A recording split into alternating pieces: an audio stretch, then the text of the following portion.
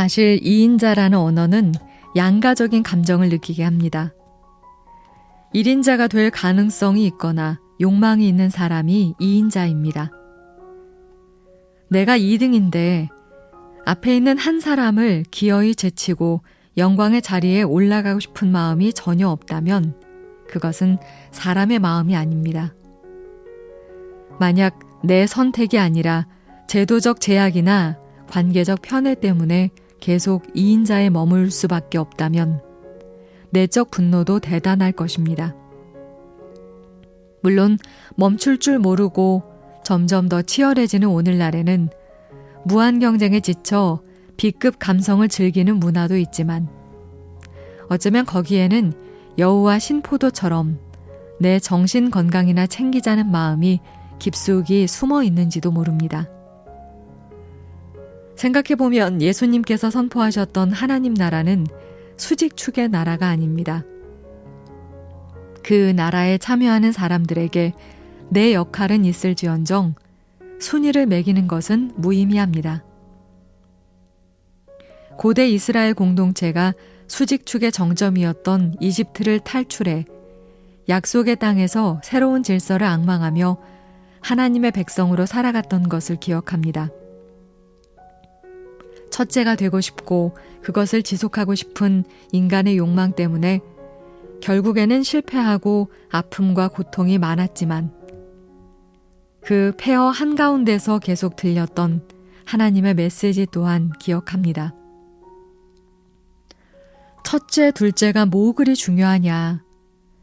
꼭대기에 올라가 우쭐거린들 그건 헛될 뿐이다. 그저 하나님이 주신 각자의 재능대로 올리브 나무는 양질의 기름으로 무화과 나무는 달고 맛난 열매로 포도나무는 풍미 깊은 포도주로 하나님께는 영광을 돌리고 사람들에게는 나누는 삶을 살아라.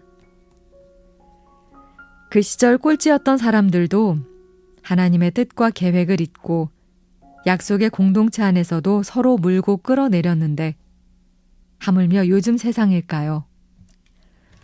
건축자의 버린 돌이 새 건물의 모퉁이 돌이 되는 그 신비가 하나님의 놀라운 계획이 우리 삶 가운데도 일어나기를 바랍니다. 더 달릴 수 있는데 조금 더 경쟁해서 1등을 할 수 있음에도 기꺼이 2인자의 자리를 선택하며 그만큼 확보한 시간과 에너지와 시선과 힘을 주변 이웃들에게 나누는 관계적 선택이 우리에게 있기를 기도합니다. 이것이 패배자의 변명이 아니라 강한 자의 자발적 선택일 때 우리는 하나님 나라의 질서에 한 발쯤 더 다가갈 것입니다.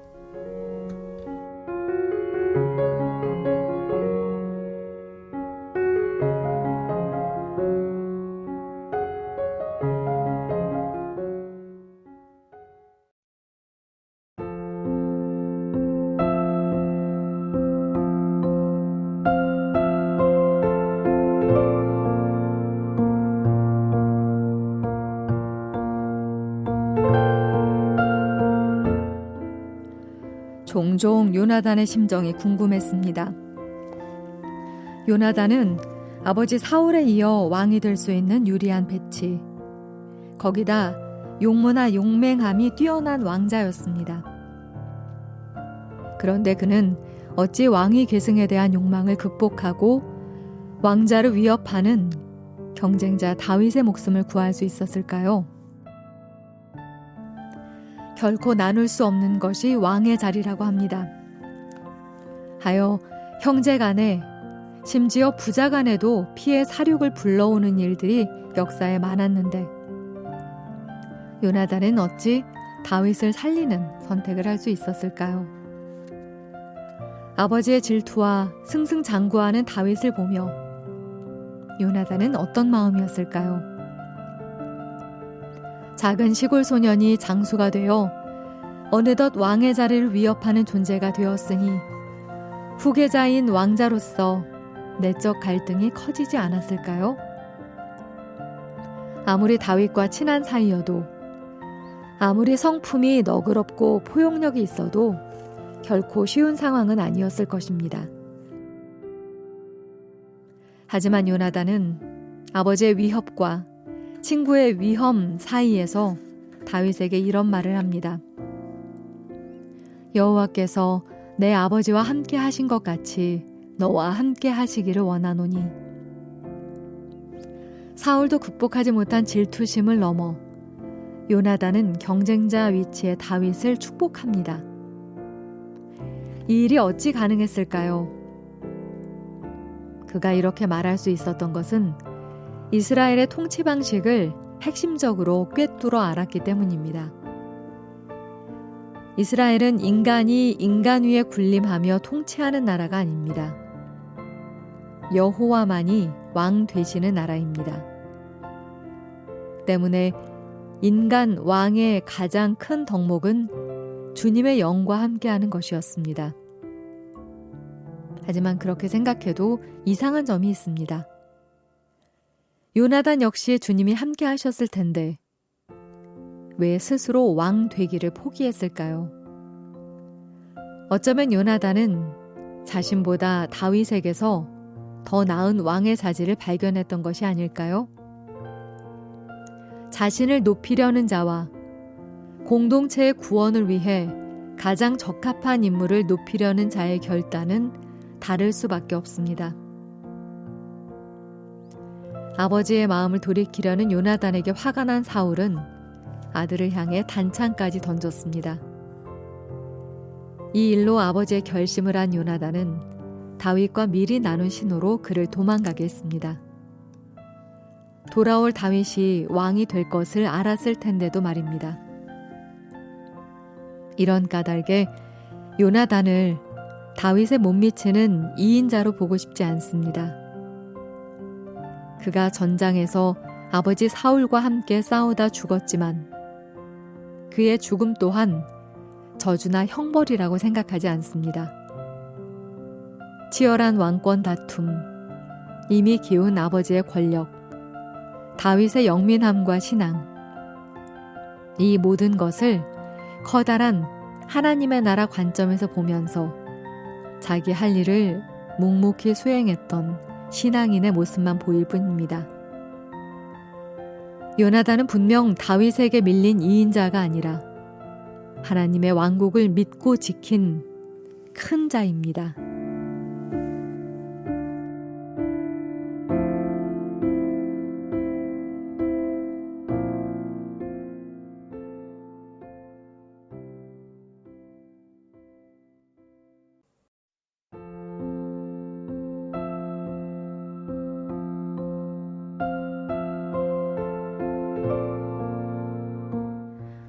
언젠가 사라와 하갈의 관계를 상상한 적이 있습니다. 사라가 파라오의 궁으로 불려갔을 때 하갈은 아마도 그 측근에서 보조하도록 배치되었을 수 있겠다고 말입니다. 낯선 이국 땅, 더 낯설고 무서운 왕궁에 끌려와 공포에 떨었을 사라에게 어쩌면 자신보다 한참 어린 여종 하갈의 위로와 보살핌은 큰 의지가 되었겠다고 생각했습니다. 그건 하갈도 마찬가지지 않았을까요? 졸지에 고국을 떠나야 하는 상황에서 그나마 믿을 사람은 사라뿐이었을 것입니다. 사람에 따라 다르겠지만 금전적 배신보다 더 치명적인 것이 정서적 배신입니다. 낯선 땅, 낯선 집단에서 이제는 상황이 전도되어 자신의 낯설음을 살펴주었을 자상한 여주인 사라. 그런 여주인이 이제 자신의 욕망, 자녀 출산을 위해 하갈의 마음은 살피지도 않은 채 늙은 남자의 침실로 들어가라고 말합니다. 그것이 아무리 하나님의 약속, 즉 아브라함의 자손을 하늘의 별처럼 땅의 모래처럼 번성하게 하려는 신성한 목적을 위해서라고 할지라도 자신은 그저 도구화되는 상황입니다. 아, 사람만이 아니야.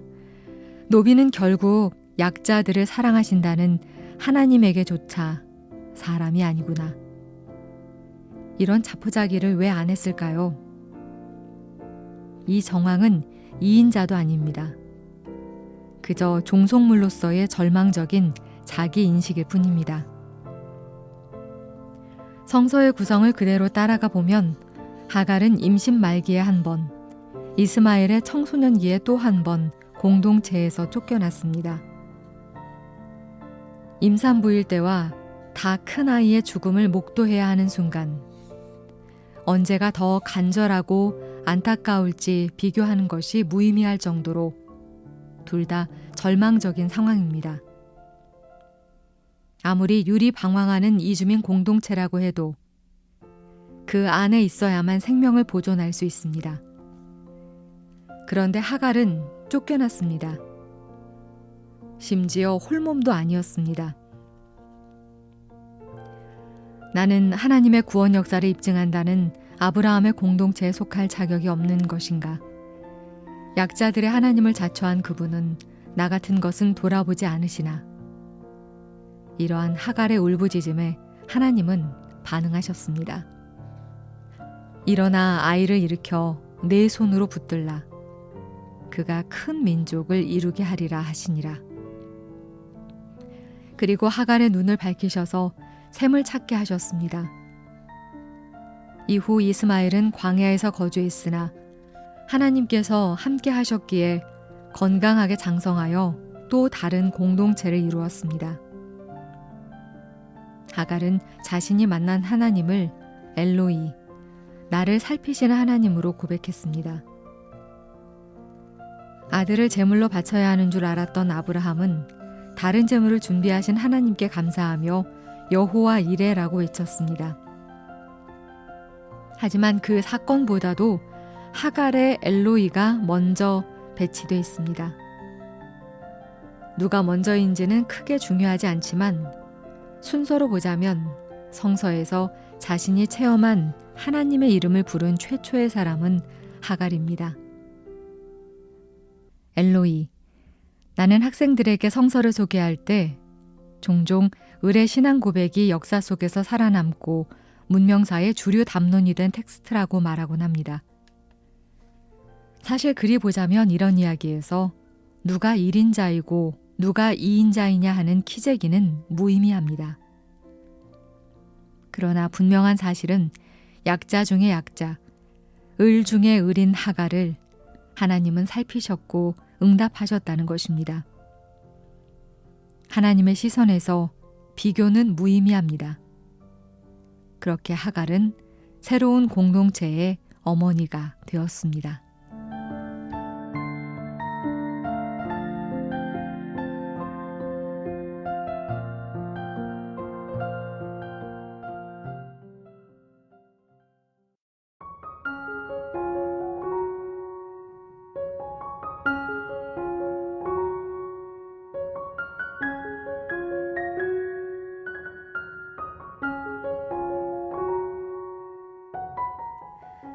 미리암의 입장이 되어보았습니다. 심한 피부병으로 공동체 밖에 격리돼 있던 일주일간의 미리암 말입니다. 성서 속 2인자들을 주목하는 이 지면에서는 지도력의 순위에서 명백히 밀린 것을 넘어 신의 저주까지 받은 미리아의 심정은 어때야 했을지 여기에 초점을 맞춰볼까 합니다. 첫 감정은 억울함이었을 것입니다. 모세는 민족의 지도자였습니다. 무엇보다 긴박한 대탈출, 이어지는 불안정한 이동 상황에서 리더십의 분산은 효율적이지 않다는 실리적 판단을 미리암이 하지 못했을 리 없습니다. 그래서 동생의 리더십을 인정하고 따랐습니다. 하지만 그렇다고 해서 가족 내 권위까지 모두 양도한 것은 아닐 수 있습니다. 미리암이 누구입니까? 서리빨 같은 파라오의 명령으로 꼼짝없이 죽게 된 모세를 살려낸 누이입니다. 억울함에 이어온 감정은 허탈감이었습니다.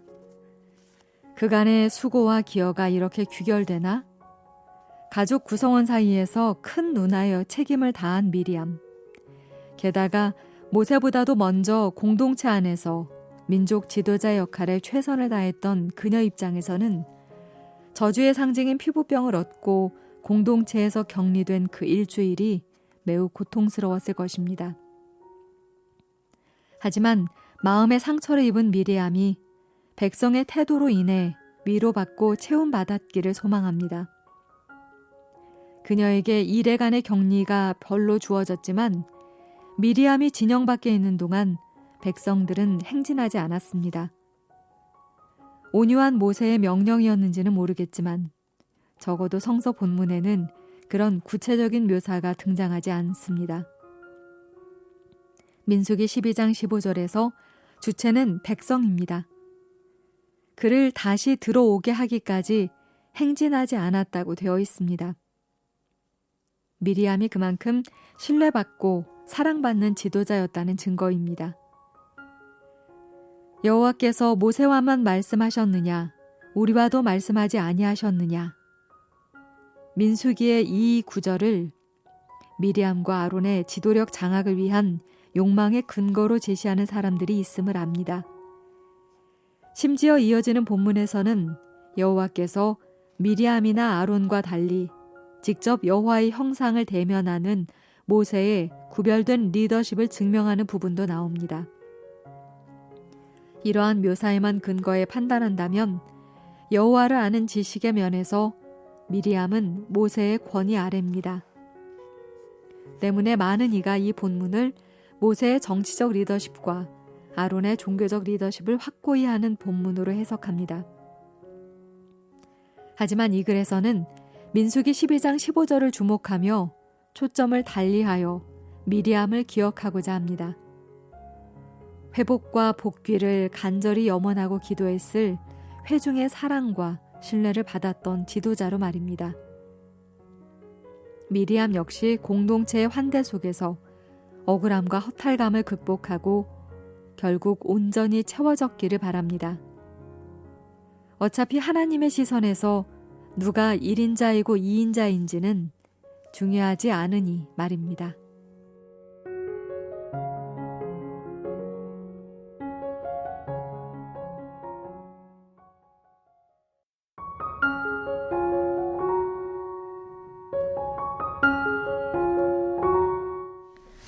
갈멜의 부자 나발에게는 격에 맞지 않는 아내가 있었습니다.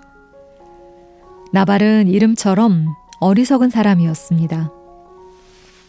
사무엘서는 그에 대해 완고하고 행실이 악하다고 기록하고 있습니다. 반면 그의 아내 아비가일은 아버지의 기쁨 혹은 기쁨의 근원이라는 이름 뜻처럼 총명하고 용모가 아름다운 여자였습니다.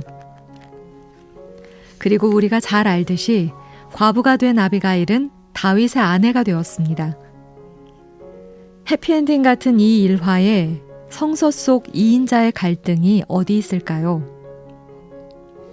아비가일의 갈등은 이제부터였습니다.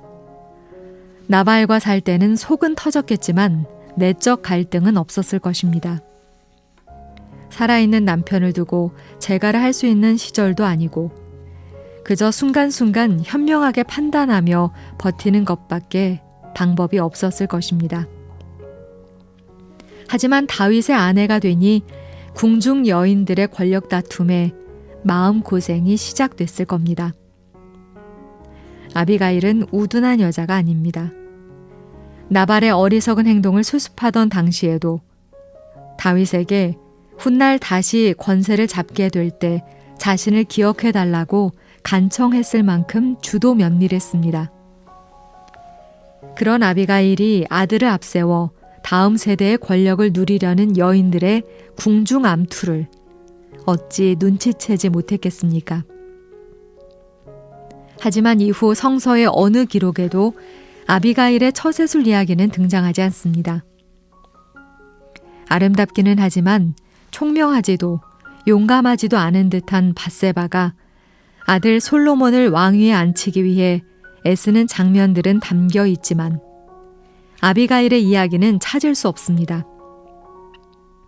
오히려 지략과 모략이라면 아비가일이 한 수 위일 텐데 말입니다.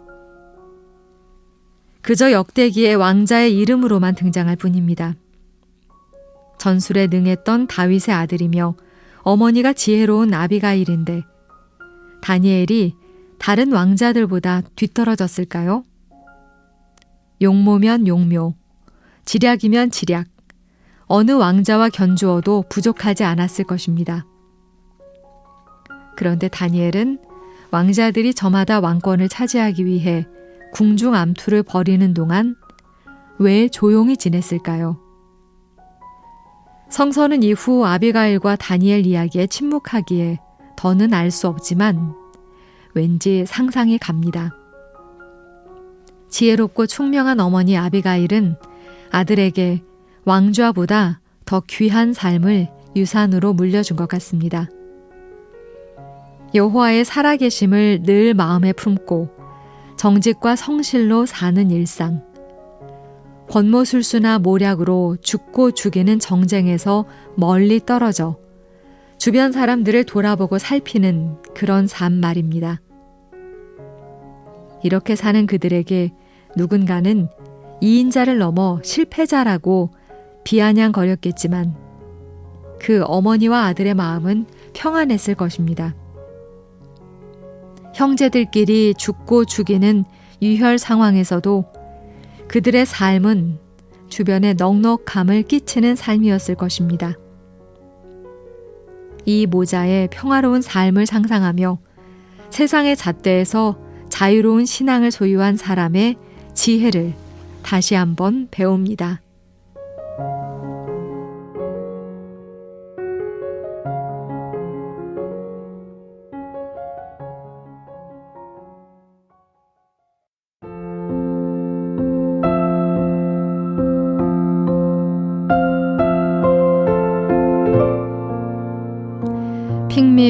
핑미업. 최고의 승자로 나를 뽑아달라고 시청자들에게 호소하며 불렀던 아이돌 지망생들의 노랫말입니다. 그 경쟁 프로그램은 끝났지만 이 노랫말은 여전히 우리의 일상을 대변합니다. 주목받고자 한다면 차라리 전략적으로는 3등이 나은 것 같습니다.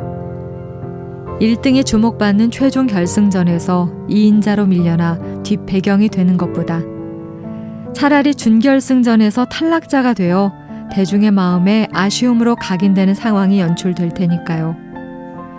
2등이고 3등이고 애초에 최후 승리자에게만 독점적인 혜택을 몰아주는 구조라면 살벌한 서바이벌 경쟁에 아예 참여하지 않겠다는 사람들도 늘어납니다.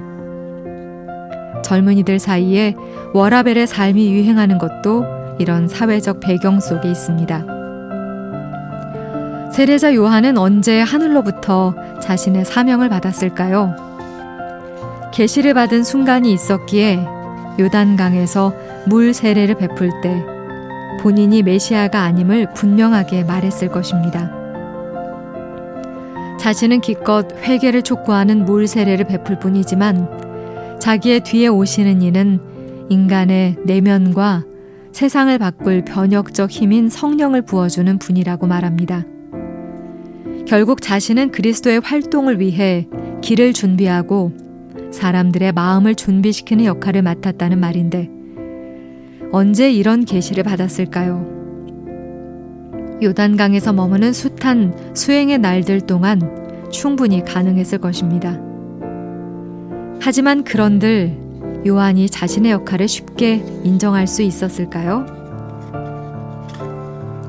아마도 그래서 예수님이 세례 요한을 여자가 낳은 자 중에 가장 큰 사람이라고 평가하셨던 것이 아닌가 싶습니다. 누가 가장 큰 사람일까요? 자기 자신과 싸워 이긴 사람이 아닐까요? 끊임없이 다른 이와의 비교 속에서 누르고 앞지르고 잡아제치고 결국 1인자가 되는 것. 그것은 세상 싸움의 승리자인지는 몰라도 하나님의 시선에서 가장 큰 사람은 아닙니다. 2인자라는 말 자체가 이미 같은 목표를 가진 경쟁자를 상정한 말입니다.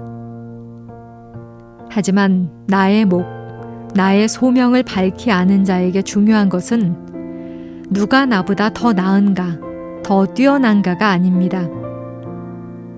정말 중요한 것은 끊임없이 스스로 묻는 것입니다. 나는 하나님께서 나에게만 주신 소명을 밝히 깨달아 알고 있는가? 이를 마지막 호흡의 순간까지 제대로 수행하고 있는가?